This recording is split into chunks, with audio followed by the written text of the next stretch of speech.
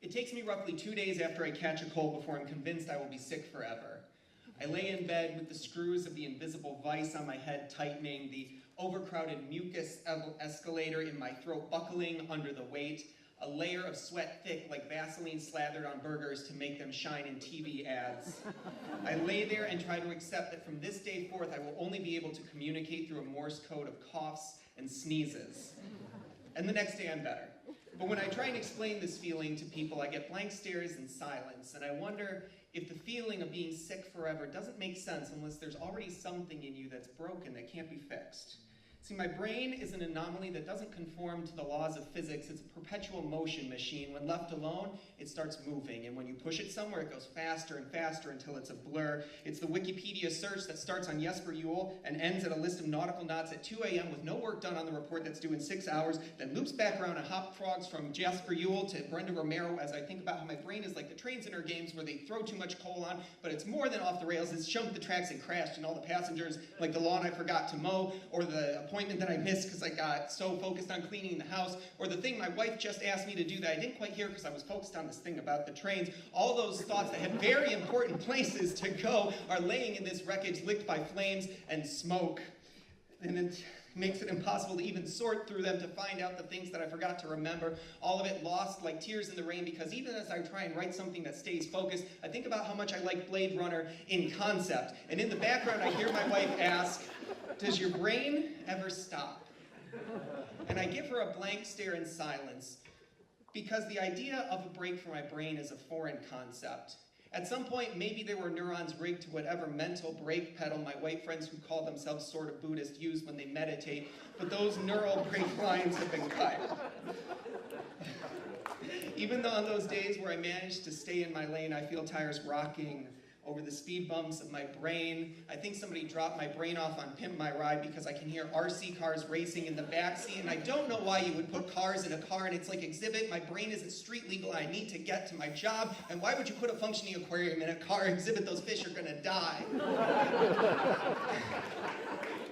It's been a few years since I got a ticket. It was actually for a left turn on red.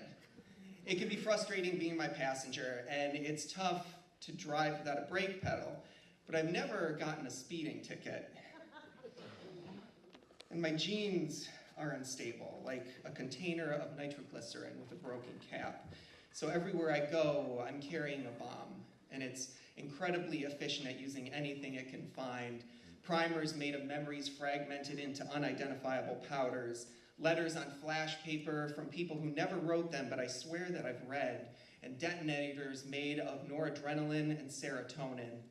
It's unstable, but it doesn't degrade over time. It's an ever-present companion, like taxes or a death certificate that's just missing a date. It slides under my shaking skin when I empty bottles that should remain half full, and my heart or my body tries to withdraw from empty accounts that pay to keep the lights on. It rests inside my stomach, taking up the space where food should be. It spreads into my blood, thickening it as my heart runs like an engine lubed with glue. It sits inside my eyes, pushing on rods and cones like an impressionist painter, everything faded with reds and blues and faces morphing into disdainful scowls and manic smiles, even in the mirror. It casts shadows of deformed bodies that always sit 6 feet lower than me. They always seem to follow but never age a day. I think about what I'd do if this bomb went off. Would I throw myself on it to protect everyone else? Would I leave them with a crater, leave them with pieces, leave them with medical bills, leave them with the Facebook account that you eventually notice stops updating, leave them with answers to questions that they never asked, leave them with a story to tell at places like this? Would I throw it away and watch it explode in slow motion, a silent flash, and then the rush of heat like the flush of embarrassment when you're the only one lost in class and everyone turns to look at you, or burns that leave tattoo scars that you can read like Braille as you run your fingers across them?